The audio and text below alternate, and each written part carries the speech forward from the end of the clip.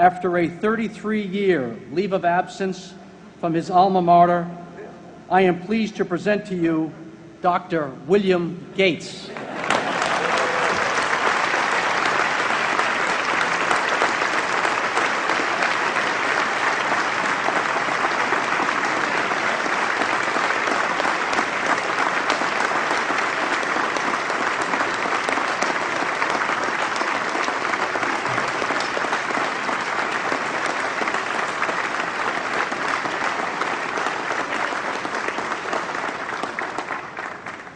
Thank you.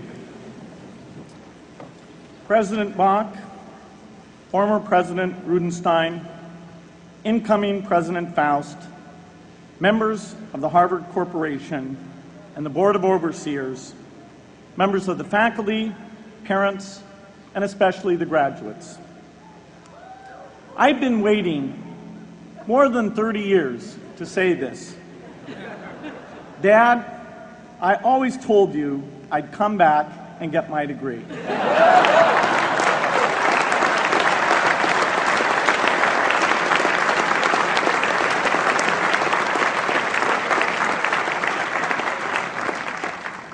I want to thank Harvard for this honor.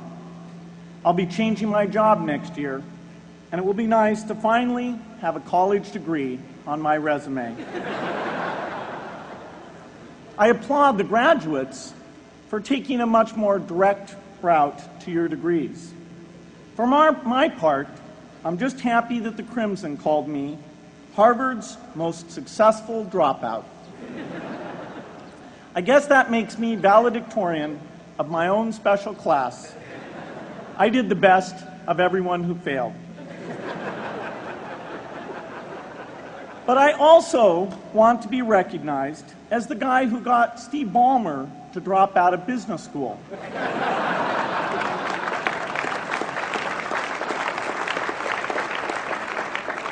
I'm a bad influence.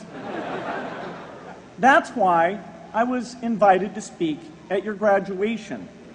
If I'd spoken at your orientation, fewer of you might be here today.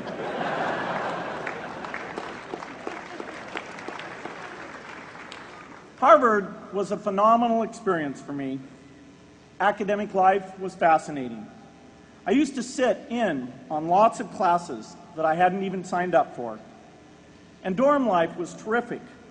I lived up at Radcliffe in Currier House.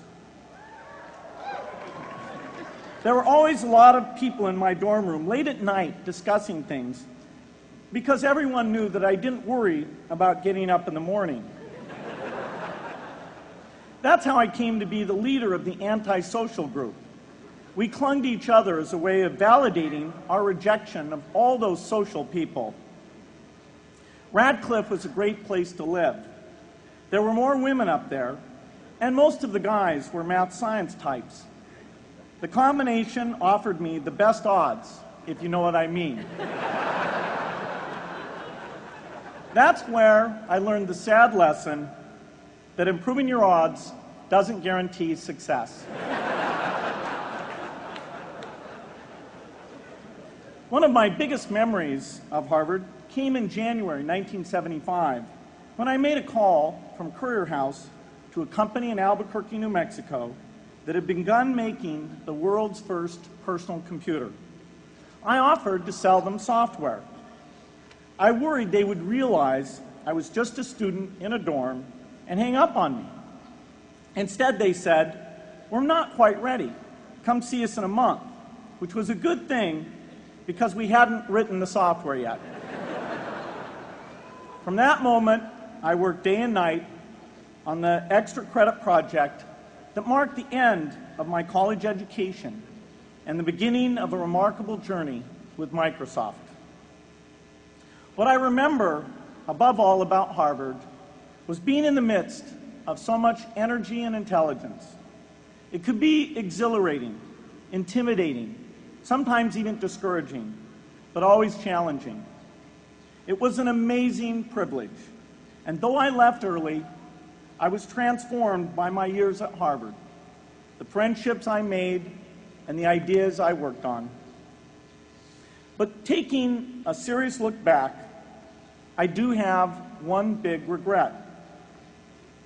I left Harvard with no real awareness of the awful inequities in the world, the appalling disparities of health and wealth and opportunity that condemn millions of people to lives of despair.